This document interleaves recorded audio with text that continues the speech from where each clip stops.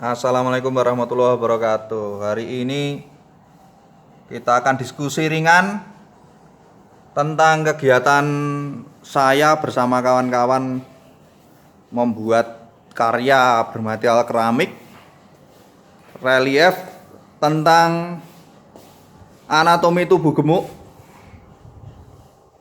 yang bermaksud untuk mendukung orang-orang yang punya tubuh gemuk, yang kadang masyarakat menyematkan stigma negatif pada orang-orang bertubuh gemuk.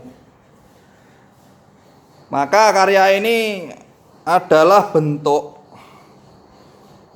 kepedulian atau bentuk yang bermaksud pesan moral bahwa orang gemuk, orang kurus itu kita. Jadi semuanya sama saja. Hidup kita itu kan untuk menjalani, bukan bisa milih mau lahir jadi anak presiden atau lahir jadi anak bule atau jadi anak orang Tionghoa atau yang nggak suka Papua terus rasis Papua, bukan seperti itu. Tapi gemuk kurus itu anugerah. Jadi siapa sing pengen nggak punya tubuh nggak pengen punya tubuh ideal, ya tentunya semuanya pengen. Tapi ideal itu kan juga buatan kita saja nih, kesepakatan gitu. Artinya itu sebenarnya ya nihil, nggak ada ya aturan seperti itu. Hanya dunia pop aja yang terlalu diskriminatif ya menurut saya. Jadi ini untuk ekspresi dukungan bahwa tubuh itu bernilai ketika kualitas isi orang tersebut, kebergunaan pada orang lain itu bagaimana. Itulah menilai tubuh itu hanya casing saja, jadi nggak terlalu harus kita persoalkan. Nah, kira-kira begitu keinginanku untuk karya ini, Pak Winarno dan kawan-kawan mahasiswa ini yang kebetulan saya undang untuk kita ngobrol santai. Gimana Pak Win? Monggo Pak Win di komentari karya saya yang secara video ya cuman video ecek-ecek nggak masalah. Intinya kita menyampaikan pesan maksudnya. Oke, terima kasih pada Pak Nur Wahid yang telah berusaha untuk membuat karya di masa pandemi ini. Kita lihat di sini sesuatu yang menurut saya itu kalau gemuk itu atau kurus atau kerempeng itu kalau menurut interpretasi orang itu berbeda-beda. Nah, sesuatu yang artistik itu tentunya juga kesepemahaman itu karena terhipnotis atau kita itu terjajah oleh kesepemahaman media. Misalnya di media itu orang yang paling cantik, orang yang paling ideal itu yang langsing misalnya itu. Tapi belum tentu itu pengamatan setiap orang itu belum tentu. Ada juga yang suka yang bertubuh krempeng, ada juga yang suka bertubuh jangkung, ada juga yang bertubuh mungil dan sebagainya. Nah, dalam kaitannya ini kalau saya melihat karya Pak Nur Wahid itu justru di sini saya tidak mengkotak-kotakkan secara pemahaman dari kontekstual tubuh gemuk ini secara pribadi masing-masing, tetapi saya berkesepemahaman mau memasuki atau mau menerangkan tentang apa yang divisualisasikan Pak Nur Wahid ini adalah kalau menurut saya artistik dalam lekuk tubuh gemuk itu. Jadi barangkali suatu ketika Pak Nur Wahid bisa untuk artistik dalam tubuh kurus misalnya itu, tubuh kurus, tubuh mungil yang lucu misalnya seperti itu. Nah, kaitannya menurut pengamatan saya karya Pak Nur Wahid ini menurut saya artistiknya itu lekuk tubuh yang gemuk itu. Ada di situ kan ada semacam embos atau semacam lekuk tinggi, rendah, terus ada yang datar, terus ada yang Nah, hal-hal yang semacam itu merupakan sesuatu hal yang artistik. Ya, kalau dalam seni rupa kita tidak bisa menghakimi karya itu dari satu perspektif saja itu. Nah, kebetulan itu kecenderungannya seni rupa di Indonesia sekarang ini menghakimi dalam suatu atmosfer, baik itu dari gejala sosial, gejala politik yang sedang viral itu, terus kita itu terasa menghakimi itu sesuai dengan zamannya itu loh. Padahal ketika kita itu melihat sesuatu karya itu justru kita murni dari pribadi kita masing-masing. Nah, kadang-kadang pribadi kita masing-masing itu bisa berubah, bisa dalam hal ini bisa menjadi berubah karena keadaan situasi yang sekarang itu menjadi tren atau menjadi mode. Nah, mode misalnya sekarang itu katok cingkrang misalnya, itu terus kalau nggak pakai katok cingkrang terus ada ini nggak tetap nggak bisa, misalnya itu nggak unik. Nah, sekarang misalnya zaman saya kan zaman rapper itu loh, kalau nggak pakai pakaian sepatu yang dobro itu kayaknya nggak seperti anak gaul. Nggak, kalau kuliah itu wah kamu ketinggalan zaman, soalnya kuliah pada zaman saya itu pakai katok gombrong dan kotak-kotak itu loh. Nah, Oke, sebentar Pak Win. Ya. Ini sekali lagi mohon Pak Win secara sudut pandang Pak Win mengomentari sekali lagi ya tentang karya yang saya coba curahkan di dalam karya keramik nantinya. Itu yang keinginan saya membela ya, seperti membela atau pembelaan pada stigma negatif tentang tubuh gemuk ini. Saya di sini memang saya pertegas ya bahwa orang bertubuh gemuk itu sampai kulitnya berlipat-lipat, kemudian ini coraknya ini nggak realistis ya Pak, tapi tetap anatomis. Jadi ini memang niat saya untuk memberi teladan atau menjadi role model pada mahasiswa agar yang saya lakukan ini bisa diikuti atau bisa ditiru langkah-langkahnya atau strateginya atau coraknya begitu.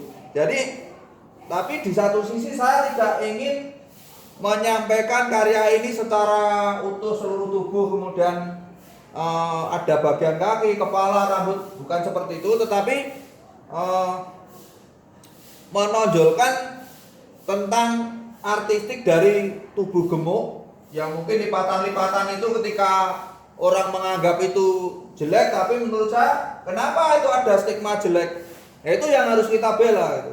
Kemudian ini ada deformasi ya, ini seperti seluruh tubuh, tetapi di sini muncul lagi seperti lutut bersambung seperti tangan, kemudian ini badan, ada pinggul, kemudian di sini ada bulatan, ini nanti saya buat seakan-akan ini seperti perut tapi dari arah frontal begitu. Kemudian di sini nanti akan saya bentuk lagi tangan yang posenya orang sedang berdoa.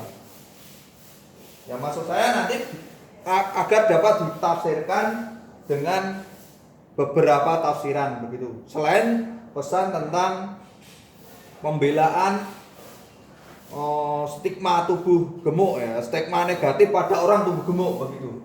Jadi sebenarnya kita itu sama saja punya tubuh gemuk, tubuh kurus. Siapa sih enggak yang ingin kurus? Siapa sih yang ingin gemuk? Semua itu kan anugerah. Begitu Pak Win kira-kira ya, yang ingin saya sampaikan. Ya. Oke, menanggapi Pak Nur Wahid tadi, menurut dalam sejarah seni rupa, terutama sejarah seni lukis ya, tubuh gemuk itu mulai tren ketika sekitar zaman Renaissance dulu. Sekitar zamannya Michelangelo melukis dan mematung itu sudah saya sempat belajar dulu. Kalau yang ideal khususnya di Eropa pada zaman Renaissance itu tubuh yang gemuk-gemuk, yang misalnya gembrot gitu loh. Nah, itu memang keindahan pada waktu itu, stigmanya itu kalau kita lihat dalam sejarah historikal di relief-relief gereja, terus di bentuk-bentuk lukisan pada waktu zaman Renaissance itu cenderung untuk melebihkan badan-badannya itu gemuk gitu loh. Nah, saya mempunyai kesimpulan bahwa tubuh gemuk itu pernah menjadi tren pada historikal yang lalu, tetapi tidak menutup kemungkinan untuk menjadi kan perubahan zaman itu kan karena situasi dan mungkin bosen itu terus kembali lagi terus kembali lagi dengan anti klimaksnya itu. Tetapi yang diangkat oleh Pak Nur Wahid itu memang benar-benar artistik dari bentuk-bentuk ideal yang gemuk itu loh. Nah, Pak Nur Wahid akan memberikan bahwa tubuh gemuk itu merupakan suatu keindahan yang estetik, keindahan yang enak dilihat gitu. Nah, jadi di sini kalau saya lihat secara komposisi kan kalau dalam seni rupa dua dimensi itu relief juga sebenarnya masuk dalam seni rupa dua dimensi. Iya Pak. Ya, kalau seni rupa tiga dimensi mungkin cara pemahamannya agak lain. Mungkin keseimbangan, terus apakah antara atas dan bawah itu sedikit punya berbeda prioritas perbedaan, tetapi tidak menutup kemungkinan ada terjadi keseimbangan. Tetapi kalau saya lihat yang ini Pak Nur Wahid telah memberikan suguhan cipta seni dua dimensi, tetapi dalam bentuk relief. Ya, relief itu juga membacanya sama dengan pada kuliah seni rupa dua dimensi atau seni lukis. Jadi di sini Pak Nur Wahid telah memberikan komposisi yang enak itu loh. Nah, komposisi yang enak itu didapatkan ketika kita itu tidak hanya menyusun saja, tetapi kita juga punya olah kreatif gitu. Pertama, ketika kita belajar seni dua dimensi itu memang susunannya sederhana agar memudahkan. Tapi ketika jam terbangnya sudah tinggi, itu kita secara reflektif itu secara ini tidak disadari ternyata kita itu arahnya itu ke membentuk suatu keseimbangan yang secara tidak sadar kita itu lukisan saya ini tidak saya pikir kok sudah enak gitu loh. Sudah kalau dilihat teman atau dilihat dosen itu sudah enak gitu loh. Berbeda dengan ketika kita masih belajar pertama kali kita menggambar realis, tetapi kalau dalam kalau ditinjau itu wah ini komposisinya kurang masuk, terus formatnya untuk bidangnya kurang masuk, terpotong. Nah, kalau di sini saya lihat karya Pak Nur Wahid itu sudah mungkin jam terbangnya Pak Nur Wahid itu dalam berkarya relief sudah banyak ya, sudah banyak dulu sudah banyak membantu pengerjaan monumen-monumen. Tentunya beliaunya itu sudah bisa itu mengira-ira yang mana ini ya harus kecil, harus besar, terus lekuknya ini kakean enggak. Beda kalau pertama-pertama kita itu membuat relief. Nah, itu mungkin nggak seimbang, atau mungkin relief itu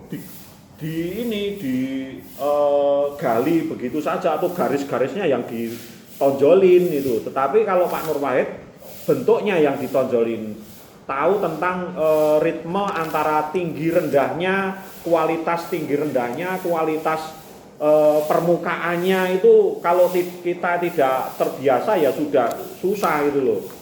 Itu.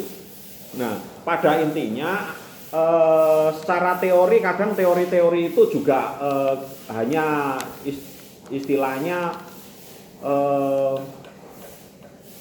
memvonis saja atau mengeksekusi saja tanpa tahu mungkin gimana susahnya dalam membuatnya itu. Nah, kalau menulis kan beberapa kalimat aja mudah, tetapi kalau mewujudkan itu berbeda, otaknya sudah berbeda, mindsetnya sudah berbeda. Kita memerlukan kejelian khusus, otak kita itu mempunyai energi tersendiri dibanding dengan ketika kita menulis gitu loh. Nah, itu yang nantinya itu akan kita berikan istilahnya tempat untuk sesuatu yang diwujudkan itu memang punya energi yang berlebih gitu. Nah, Oke, Pak Win. Jadi relief ini sengaja saya kepinginnya membuat relief yang kategorinya itu relief tinggi, Pak Win. Jadi relief tinggi itu maksudnya seperti atau seakan-akan patung yang dibelah ditempelkan, begitu Pak Win. Ya. Tetapi bukan begitu, karena di dalam relief ini masih mempertimbangkan hukum perspektif dalam 2D, Pak Win. Maka yang terjadi ini seperti ini. Tapi memang ini tidak representasi dari kenyataan ya, tetapi permainan ruang. Jadi ada yang di ujung sebelah kiri saya ini lututnya menjauh, dan di ujung kanan saya ini lututnya mendekat. Kemudian tengah-tengah ini sejajar dengan lensa atau dengan tatapan kita atau penglihatan kita. Kemudian di bagian tengah ini saya sengaja volumenya hampir penuh, Pak Win. Jadi ini untuk menunjukkan bahwa di relief itu bisa leluasa juga bermain 3 dimensi beneran, 3 dimensi semu, dan datar. Jadi ini ya saya sih kepinginnya nanti kawan-kawan perupa muda itu bisa menjadikan ini tuh inspirasi untuk berkembang lebih luas untuk karya-karya mereka atau karya-karya kawan-kawan muda yang baru memperdalam seni rupa.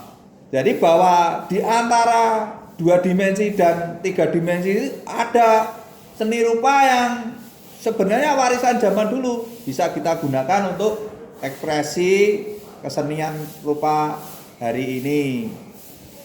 Begitu. Sekarang saya pengen dengar menurut, nanti silakan perkenalkan namanya ya Mbak, komentar santai aja Mbak, nggak usah terlalu nggak khawatir apa-apa, nggak usah lah. Menurut Mbak E gimana? Yo, Mbak E ingin tertarik menekuni apa? Namanya siapa? Silakan ditanggapi karya saya. Ya, nama saya Hira dari Pendidikan Seni Rupa A. Terus sekarang sedang pendalaman seni lukis. Oke.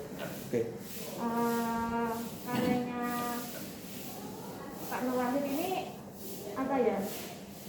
Emang lagi yang saya alami gitu loh. Oh iya. Karena saya kayak insecure sama mungkin tubuh saya. Iya.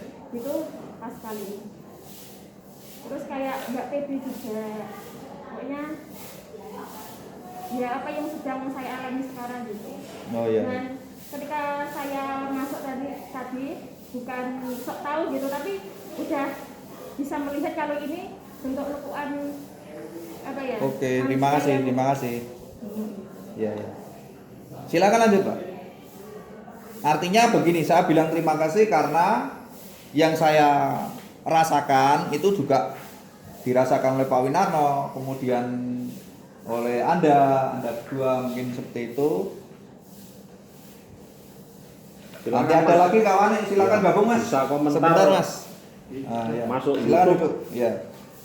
Ini saya sedang mengomentari karya 80% pekerjaan saya. Ini nanti akan dieksekusinya keramik, cetaknya rencananya pakai gips, kemudian suhu pembakaran sekitar 800-an derajat.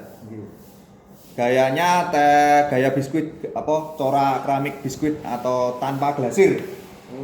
Ya karena alasannya nggak berglasir itu saya ingin karya saya itu tidak berkilau memantulkan cahaya agar volumenya lebih terbaca oleh para penikmat karya saya gitu. Dilanjut Mbak, silakan. Tadi sampai ke bawah telah melihat karya saya, kemudian yang saya maksud tadi tentang membela kaum yang risau tentang tubuh gemuk, yang karena ada stigma negatif dari masyarakat, ternyata Anda juga merasakan begitu. Jadi maksud saya membela ini menurut Anda yang merasa begitu bagaimana?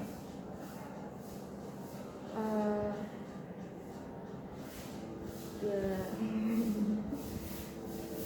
Merasa dapat pengakuan atau Ya, justru pembelaan gitu. ya seperti itu. Dapat Berarti pembelaan. yang saya maksudkan ya kira-kira begitu ya. Mungkin Kebetulan kaum juga. ya kaum perempuan itu yang paling risau ya dia Iya. Sani ini, walaupun sebenarnya semuanya sih, maksudnya tidak hanya perempuan tapi juga laki-laki begitu. Untuk berikutnya mungkin Mas yang baru bergabung, Anggun, silakan perkenalkan keminatannya apa, kemudian komentari Ya. karya saya ini. Ini tentang pembelaan saya melalui karya relief ini tentang stigma negatif tubuh gemuk, Mas. Jadi saya nggak setuju tentang bahwa tubuh gemuk itu jelek. Nah, awalnya memang inspirasinya itu dari istri saya yang sibuk ikut membentuk tubuh ideal begitu. Karena kebetulan istri saya gemuk, susah payah sampai mengurangi makan, sampai pernah masuk rumah sakit karena pingsan kelaparan, sampai sebegitunya gitu loh. Kerisauan tubuh gemuk ini ya. Ini mengganggu perasaan saya bahwa kenapa harus gelisah, kenapa harus merasa salah dengan tubuh yang gemuk anugerah dari Tuhan itu. Nah, saya sebagai seorang perupa ya ingin menyampaikan itu bahwa tubuh gemuk itu baik-baik saja begitu loh. Tidak harus risau, tidak harus merasa bersalah. Stigma masyarakat nggak suka tubuh gemuk karena mereka nggak memiliki tubuh gemuk aja. Ketika yang berbicara itu yang memiliki tubuh gemuk tentu akan berbeda. Itu yang saya bela di karya saya ini. Silahkan Mas. Silahkan Mas Anggun Setiawan dari Prodi Seni Rupa Murni angkatan Seni Rupa Murni. 2016. Silahkan Mas. Mau tanya ke Pak Wahid. Ini Buka Mas maskernya. Ini saya sepengetahuan saya ya, dulu itu waktu mata kuliah sejarah seni rupa itu kan patung tertua itu ditemukan di ladang gambut. Aku lupa namanya, tapi patung tersebut dibuat dari batu kapur, itu bentuknya wanita yang gemuk. Oh iya iya. Itu kan udah menunjukkan bahwa Itu patung Venus, Mas. oh iya, patung Venus, Pak. Iya. Itu kan malah justru dulu itu kesuburan kan simbolnya adalah kesuburan itu wanita yang gemuk, karena dulu ada kekurangan pangan gitu. Jadi sekarang orang itu cari wanita yang gemuk karena di situ sehat. Lah, saya malah pengen tanya, Pak. Waktu Pak Wahid mendapatkan kepekaan permasalahan ini, sebenarnya apa yang terjadi pada masyarakat? Kok stigma kesuburan itu sekarang malah berubah menjadi ke uang, Pak? Atau diibaratkan orang yang berduit itu tubuhnya langsing-langsing gitu. Itu malah yang dikatakan subur. Nah, itu menurut Pak Wahid ini sebenarnya apa yang terjadi, Pak? Menurut visualnya, kok bisa berubah stigmanya tentang kesuburan? Ini sebenarnya yang saya permasalahkan di karya saya ini, Mas. Jadi itu kan stigma negatif di zaman sekarang tahun 2021 ini tubuh gemuk itu negatif. Macam-macam, ada yang kurang sehat, ada yang bilang tidak bagus, tidak proporsional, ada yang tidak ideal. Negatif semua kan Mas itu.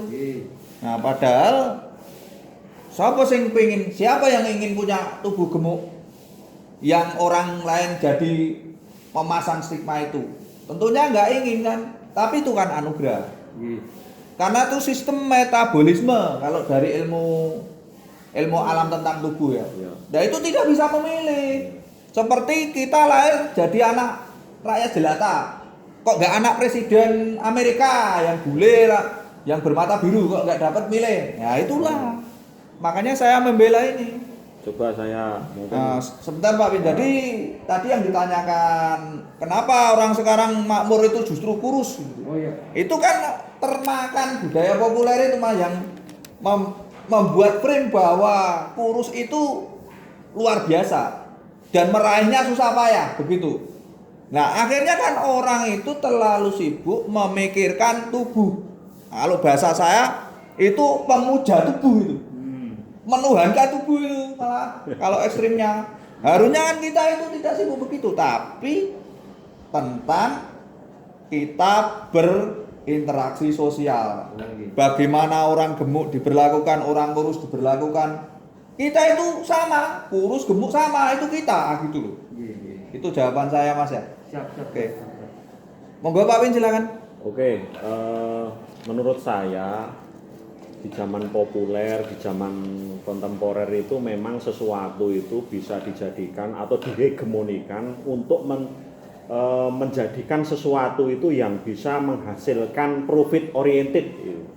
Ya, Pak Wahid tahu nggak profit oriented itu? Ya artinya Ya. orientasinya bayaran, Ya. profit oriented. Ketika kita itu memberikan atau melihat sesuatu yang sudah ada pada tempatnya, misalnya orang Jawa itu kan kuritnya misalnya sawo matang. Ya. Terus Kalau sawo matang itu nggak internasional Pak. Coklat itu aja lah Pak. Terus setiap hari di medsos itu divisualisasikan sesuatu yang kebuli-bulian, warna-warnanya putih gitu. Betul. Nah, secara tidak langsung ini menurut saya sebuah konspirasi global gitu. Ya. Global tapi lokal itu untuk perspektifnya itu untuk menembak kelokalan di mana itu dia berada itu. Ya. Nah, Ya. seperti halnya dengan misalnya gemuk, stigma-stigma tersebut itu memang kalau menurut saya dari pemikiran ya ini kan saya berbicara masa sosiolog gitu. Ya. Tapi saya nggak punya basic sosiolog, tetapi saya bisa Kita seni, Pak. merasakan Ya. gitu. Nah, masyarakat itu digiring oleh medsos karena medsos itu juga pesanan itu bahwa tubuh yang ideal itu tubuh yang langsing gitu loh, divisualisasikan di sudut-sudut jalan itu, wah ini tubuhnya kok langsing, padahal ini menjadi langsing itu karena bisa jadi karena dipaksa untuk atau secara kebetulan aja, tetapi Bisa jadi nggak bahagia loh Pak itu. Justru ya, Karena apa?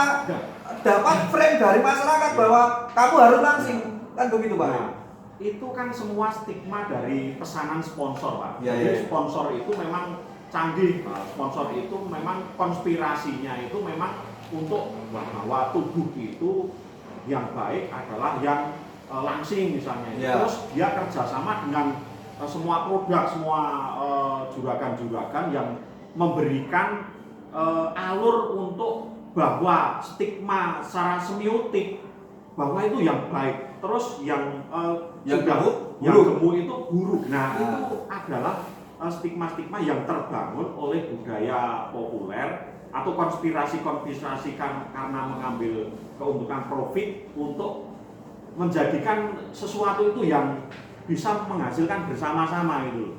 Nah, itu bisa jadi seperti itu. Nah, ketika kita itu memberikan kembali pada diri kita sendiri-sendiri bahwa sesuatu itu kalau kita lihat tanaman ya, kalau kita lihat tanaman itu misalnya mawar yang hitam itu dicari, terus mawar yang itu ada taste-nya, ada harganya tersendiri gitu. Nah, sebenarnya itu seperti itu yang bagus itu. Bukan kita itu Proporsional maksudnya Pak Win. yang proporsional, yang sesuai dengan misalnya kalau orang pitik cemani itu yang bagus yang hitam gitu loh. Jawa itu sing arep digoleki misalnya sing blorok, aku seneng sing blorok itu.